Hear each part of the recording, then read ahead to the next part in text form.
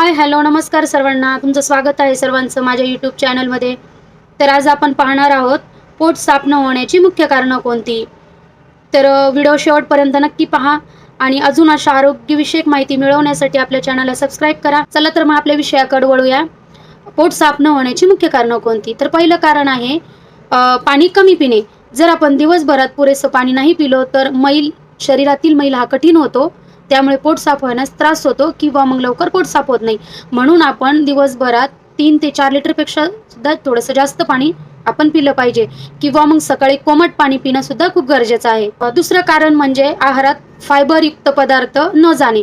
तर मग आता प्रश्न पडला असेल की फायबरयुक्त पदार्थ कुठले. तर फायबरयुक्त म्हणजे पहिल्यांदा सगळ्या प्रकारची फळे किंवा मग पालेभाज्या किंवा सलाड ज्यामध्ये येतं की काकडी, गाजर आणि सगळ्या प्रकारची धान्य हे जर आपल्या शरीरात प्रॉपर जर दिवसभरात जात असतील तर आपले पचनसंस्था व्यवस्थित काम करते, म्हणजे पचन व्यवस्थित होतं आणि पोट साफ व्हायला मदत होते. तिसरं आणि महत्त्वाचं कारण म्हणजे बाहेरील जंक फूड जास्त प्रमाणात खाणं. त्यामध्ये मग तळलेले पदार्थ किंवा मैद्याचे पदार्थ किंवा बाहेरील फास्ट फूड. आत्ता तर सगळे सध्या म्हणजे याच्यावरतीच आपलं जेवण होतं, नाश्ता पण सगळे बाहेरच करण्याचा प्रयत्न करतात. पण जर तुम्ही बाहेरील पदार्थ किंवा फास्ट फूड जर खात असाल तर तुमचं पोट साफ न होणे हा एक सगळ्यात मोठा तोटा आहे. त्यामुळे घरगुती अन्न खा.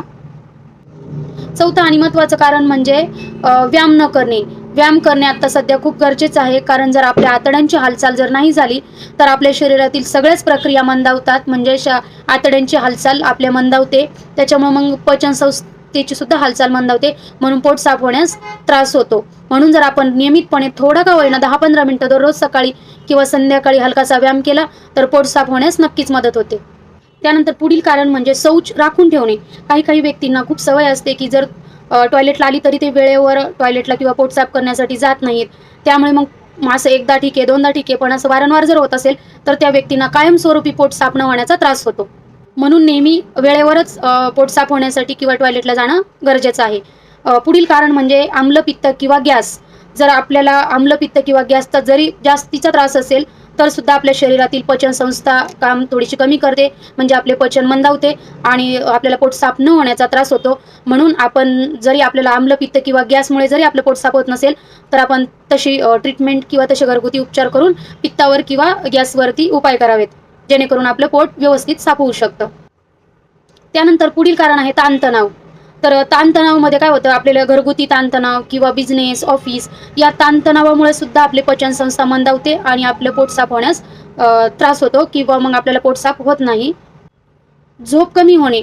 आपल्या शरीराला एक योग्य ते तेवढ्या तासांची झोप लागती तेवढी झोप आपल्याला झाली पाहिजे. जर आपली झोप नाही झाली तर सुद्धा आपलं पोट साफ होण्याचा त्रास आपल्याला होतो. त्यामुळे पुरेशी झोप ही घेतली पाहिजे. किंवा मग कधी काय होतं, शरीरातील काही आजारांमुळे सुद्धा आपलं पोट साफ होत नाही, जसे की थायरॉइड. म्हणजे असे काही आजार आहेत की त्यामध्ये आपल्याला पोट साफ न होण्याचा त्रास असू शकतो. शेवटचं आणि महत्त्वाचं कारण म्हणजे काही औषधांचा परिणाम सुद्धा असू शकतो. जर तुम्ही रक्तवाढीच्या आयर्न किंवा हाडांसाठी कॅल्शियम अशा काही किंवा पेनकिलर जरी तुम्ही कायमस्वरूपी घेत असाल तरी पण तुमचं पोट साफ होणार नाही, कारण या टॅबलेटचे साईड इफेक्ट असू शकतात. त्यामुळे तुम्ही जर ह्या टॅबलेट घेत असतील तर घरगुती थोडेफार उपाय चालू ठेवावेत. म्हणून जर तुम्हाला असा त्रास असेल तर पोट साफ होण्यासाठी दररोज सकाळी लवकर उठा, व्यायाम करा, सकाळी कोमट पाणी प्या, दिवसभरात 3 ते 4 लिटरपेक्षा जास्त पाणी प्या, पुरेशी झोप घ्या, फायबरयुक्त पदार्थ घ्या आणि काही औषधांचा वगैरे काही जर साईड इफेक्ट असेल तर तसं डॉक्टरांकडून अँटासिडचं औषध किंवा टॅबलेट चालू ठेवा. आणि पपई, अंजीर, केळी आणि मनुके यांसारखे फळे नक्कीच खा, जेणेकरून तुमचं पोट साफ होण्यास मदत होईल. धन्यवाद. तुम्ही माझी माहिती शेवटपर्यंत ऐकली आणि माहिती आवडल्यास माहिती कशी वाटली हे कमेंट करून नक्की सांगा.